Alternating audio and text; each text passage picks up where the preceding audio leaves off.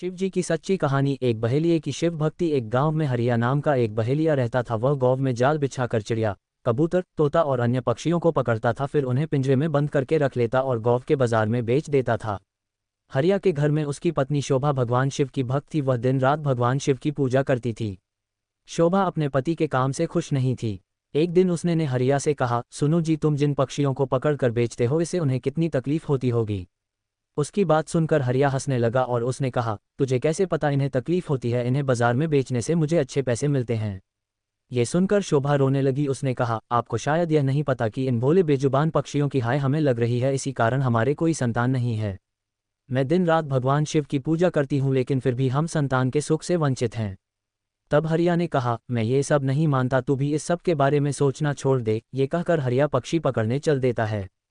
शाम को हरिया पिंजरे में पक्षियों को लेकर आता है और झोपड़ी में रख देता है। अगले दिन फिर से हरिया पक्षियों को पकड़ने चला जाता है। तभी कोई घर का दरवाजा खटखटाता है। शोभा दरवाजा खोलकर देखती है तो उसके सामने एक ब्राह्मण अपनी पत्नी के साथ खड़े थे। शोभा उनसे कहती है, महाराज, आप लोग कौन हैं?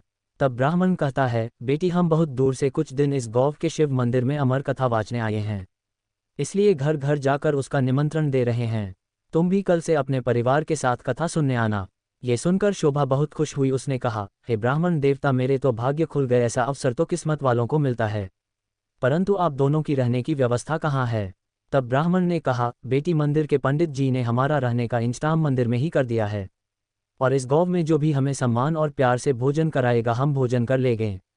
ये सुनकर शोभा की आंखों से आंसू बहने लगे। उसने रोते हुए कहा, महाराज, मैं बहुत गरीब हूँ, लेकिन मेरी इच्छा है कि जब तक आप इस गांव में रहें, आप मेरे घर में भोजन करें, परंतु मेरे घर में रूखा सूखा है जो आपको पसंद नहीं आएगा। ये सुनकर ब्राह्मण की पत्नी बोली, बेटी, तुम चिंता मत करो, यदि तुम्हारी इच्छा हमें भोजन कराने की है तो हर दिन हम तुम्हारे घर में ही भोजन करेंगे। तुम्हारे रूखे सूखे एक निवाले से ही हमारी तृप्ति हो जाएगी।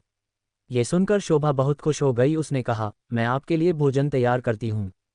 तब ब्राह्मण ने कहा, माई, तुम भोजन तैयार करो, हम पूरे गांव में निमंत्रण देकर तुम्हारे घर आएंगे। ये कहकर दोनों चले जाते हैं। शोभा भोजन तैयार करती है। कुछ समय बीत जाने के बाद दोनों पति पत्नी शोभा के घर भोजन करने आ जाते हैं। जब वे भोजन करने बैठते हैं, तभी ब्राह्मण की नज़र पिंजरे में पक्षियों पर पड़ती है। वे उठकर खड़े हो जाते हैं। शोभा उनसे पूछती है, महाराज, क्या मेरे से कोई भूल हो गई? ब्राह्मण ने सचोदित होते हुए कहा, तुमने इन बेजुबान पक्षियों को पिंजरे में कैद कर रखा है, हम तुम्हारे घर भोजन नहीं कर सकते। तुम भगवान शिव की अमर कथा सुनना चाहती हो और उनके प्रिय कबूतरों को तुमने कैद कर रखा है। ये कहकर वे चल देते हैं। शाम को जब हरिया आता है, वह पिंजरा खाली देखकर शोभा से पूछता है। तब शोभा उसे सारी घटना बता देती है। हरिया गुस्से में कहता है, मैं इतनी मेहनत से पक्षी पकड़ कर लाया था और तूने सब उड़ा दिए। आज के बाद किसी को भोजन पर मत बुलाना।